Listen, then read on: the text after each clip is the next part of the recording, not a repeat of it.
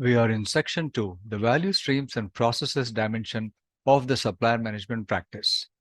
This is also a long topic, just like the previous one, the key concepts, because in the exam, you will have 5 questions from this topic out of the 20. Therefore, section 1, the key concepts, and this one, section 2, the value streams and processes, together make up for the 10 of the 20 questions in the exam. Therefore, these form a significant portion or half of the exam questions. The remaining sections from 3 onwards until 7 are smaller ones or smaller sections which carry 1, 2, or 3 marks each.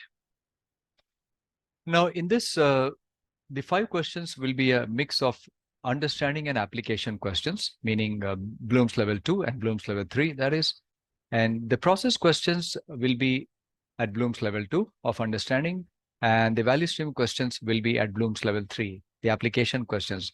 However, it is not known from the syllabus as to exactly how many would be the process questions and how many value stream questions. It is possible that it'll be a mix of both. So let's get into this topic further. Essentially, we're going to understand the processes in this practice, and we will begin with the inputs and outputs of each process and get into the activities of each process. And then at the end, we will conclude with how this practice can be integrated into the organization's value streams.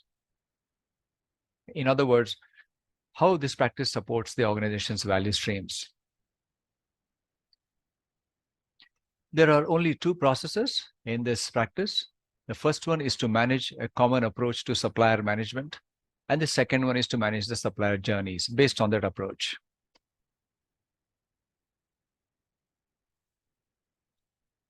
Let's get into the first one, managing a common approach for supplier management. This process is focused on defining, agreeing, and promoting an organization-wide approach to managing suppliers. And once that approach is defined, we will get into the other process of managing the supplier journeys based on this approach. Firstly, we have the table of inputs, activities, and outputs, because we are now in a process model. As you know, every process has certain inputs, and the process will take in those inputs, perform certain activities in a specific sequence, and then deliver some outputs. So because it's the approach to supplier management, let's look at the outputs first. We have the supplier management policies as an output. If they already exist, there would be updates to them. There is also the sourcing strategy. You might recollect, we did get into the sourcing strategy concept in reasonable detail.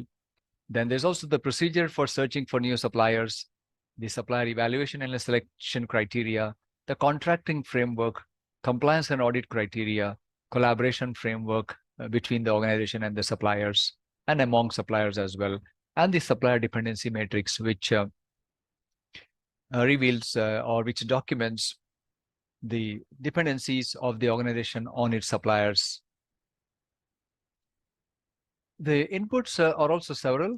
We have the organization's strategy, meaning the strategic objectives of the organization, which could be to become more competitive, or to increase the revenues, etc., or to get into a digital mode of working from a non-digital mode of working, whatever that is.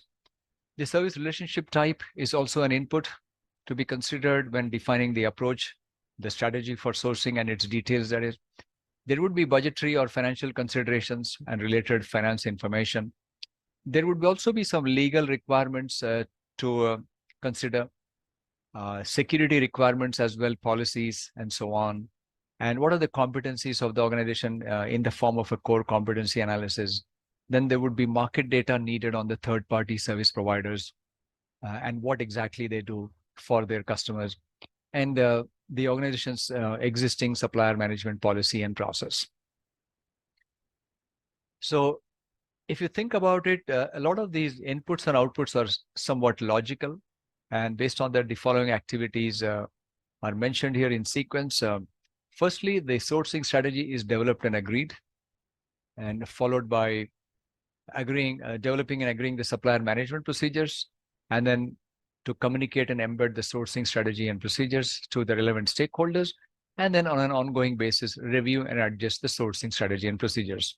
So the activities look simple on their own, but there is quite a lot that can occur as a result of the detail under these activities. So let's take a look at them. This is the workflow based on that same table earlier.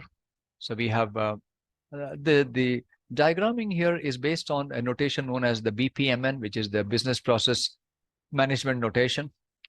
We need not be concerned about the notation as such. We need to be mainly aware of what is the sequence of activities and what exactly happens in those activities.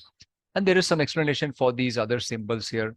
So whenever a new strategy is needed, a sourcing strategy is needed, or there are some requirements for sourcing, or some inputs from the organization strategy, then this process would be triggered. Or it can also be triggered as a result of a regular review in order to improve this management of the common approach to supplier management. And the steps, the 4 activities are the same as we noted earlier. Firstly, to develop and agree the sourcing strategy, by which the sourcing strategy is created. And then based on that, the supplier management procedures are developed and agreed. So we have the supplier management procedures added there as an output.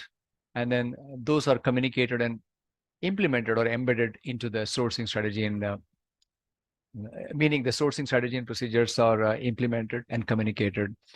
And the review and adjustments of the sourcing strategy and procedures can happen periodically, or sometimes it may be needed based on a specific event or based on a request.